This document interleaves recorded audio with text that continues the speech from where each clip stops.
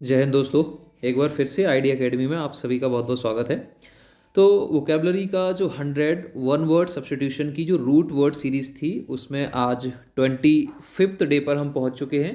और कंप्लीट जो प्लेलिस्ट है वो आपके चैनल को आपको प्लेलिस्ट सेक्शन में आपको प्लेलिस्ट मिल जाएगी। उसमें अब तक की जितनी भी हमने रूट वर्ड्स की हैं उनको स्पेशली मैंने बिल्कुल सीक्वेंस में प्लेलिस्ट में उनको रखा हुआ है। ठीक है, तो वन बाई वन और भी बहुत सारी जितनी इससे पहले हमने जितनी भी रूट वर्ड्स की हैं उन सब रूट वर्ड्स का यूज़ आगे आने वाली जितने भी सेशंस रहेंगे, चाहे वो रूट वर्ड 30 हो या 40 हो या 50 हो, वो सारी की सारी वोकेबलरी में आपको प्रीवियस वाली रूट वर्ड्स को लर्न करना, उनको रिवाइज करना बहुत नेसेसरी है। उनका यूज़ लगातार कहीं ना कहीं देखते हुए मिलेगा बाकी वाले आने वाले सेशंस में।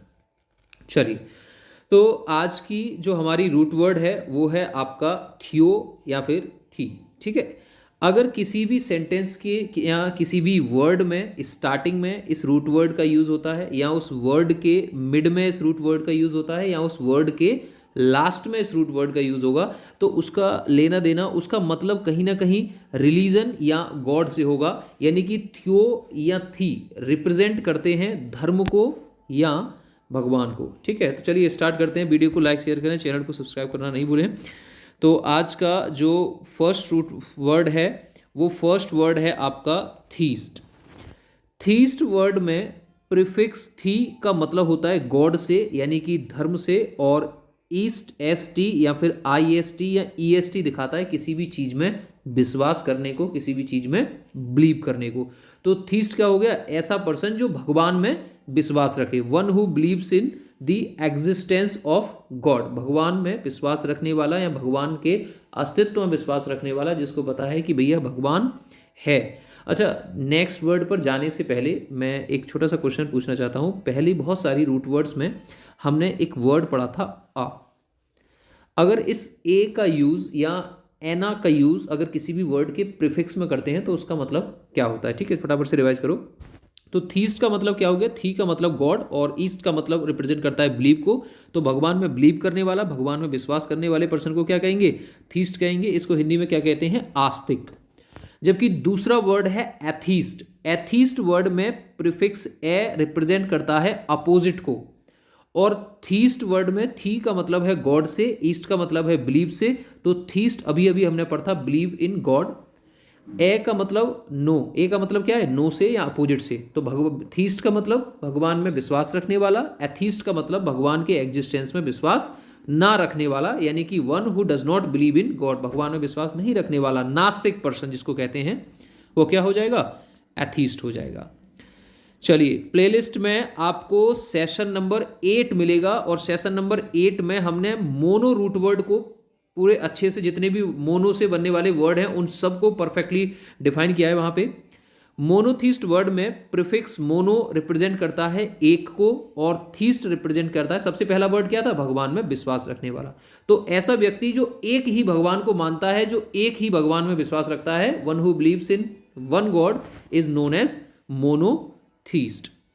और वहीं सेशन में सेशन नंबर 8 के बाद 9th वाला जो सेशन होगा, 9th वाले सेशन में हमने रूट वर्ड पॉली को मेंशन किया हुआ है।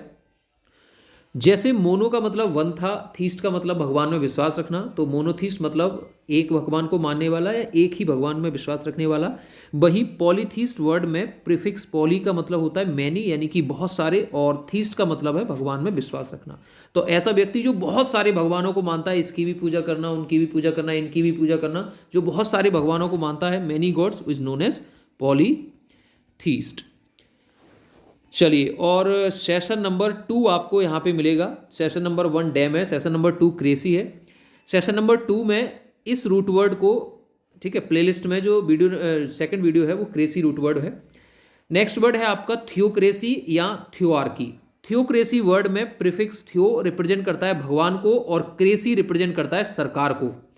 तो जब भगवान को मानने वाले व्यक्ति सरकार को चलाते हैं, या जब सरकार को धर्म के हिसाब से चलाया जाता है, भगवान के हिसाब से, भगवान को मानने वाले जो पादरी लोग होते हैं उसको जब सरकार चलाते हैं, तो धार्मिक लोगों के द्वारा चलाई जाने वाली सरकार थियोक्रेसी या थियोआर्की वर्ड को रिप्रेजेंट करता है। चलिए, नेक्स्ट वर्ड है आपका थियोलॉजी। थियोलॉजी वर्ड में थियो रिप्रेजेंट करता है गॉड को, एंड लॉजी रिप्रेजेंट करता है स्टडी को। तो स्टडी ऑफ गॉड या स्टडी ऑफ रिलीजन, धर्मों की स्टडी करना, धर्मों के बारे में अध्ययन करना, कौन सा क्या है, ठीक है। तो थियोलॉजी क्या हो जाएगा, study of religion. Next word क्या है, देखो ये आज के सेशन का सबसे सुंदर वोकैब है, सबसे बढ़िया।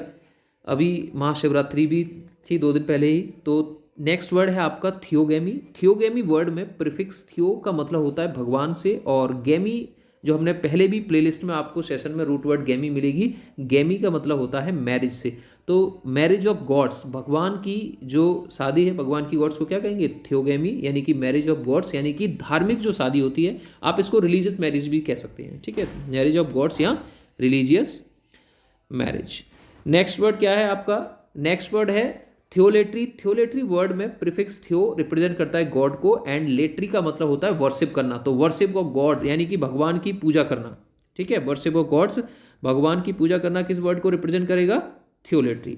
और आज के सेशन का लास्ट वर्ड है एग्नोस्टिक। एग्नोस्टिक वर्ड रिप्रेजेंट करता है ऐसे व्यक्ति को जो भगवान के एग्जिस्टेंस में, रिलीजियस एग्जिस्टेंस के को लेके कंफ्यूज हो, मतलब आस्तिक भी नहीं है और नास्तिक भी नहीं है, एग्जिस्टेंस में बिलीव है भी और नहीं भी है। तो एग्नोस्टिक मतलब होता है confused about the existence of religion, और you can say the existence of gods, ठीक है। चलिए, तो आज का जो सेशन था वो हम यहीं पे स्टॉप करेंगे। मिलते हैं नई वीडियो में, एक नई रूट वर्ड और एरर स्पॉटिंग वाली जो सीरीज़ है वो आपकी कंटिन्यू रहेगी। तो आज की क्लास यहीं स्टॉप करते हैं। जय हिंद, थैंक यू।